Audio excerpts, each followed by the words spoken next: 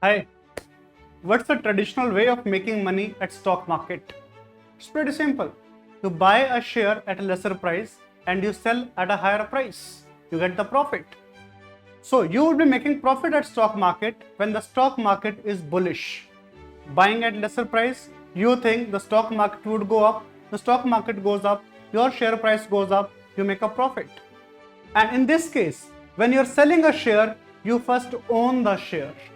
So normal players, they make profit like this. But seasoned players, they do something else. Even when the stock market goes down, they still make money. How do they do it? They do through a concept called short selling.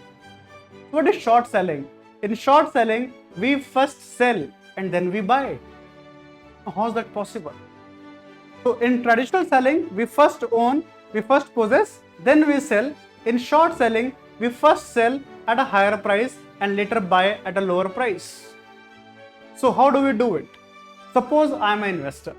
I think that today evening the stock market is going to go down. Maybe because of any reason. See, maybe there is a bomb blast.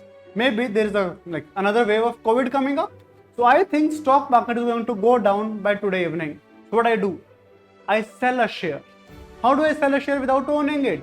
I will borrow the share from the broker. So from the broker, I borrow a share and say at that time, the price of share is 2000 rupees. And in the evening, the stock market goes down, hence the share price, or the price of the share bought by me, it goes to 1500. That time I buy it. I'm squaring up the deal. I'm selling first at 2000, I'm buying later at 1500 rupees. I'm returning a share to the broker. I have a margin of 500 rupees.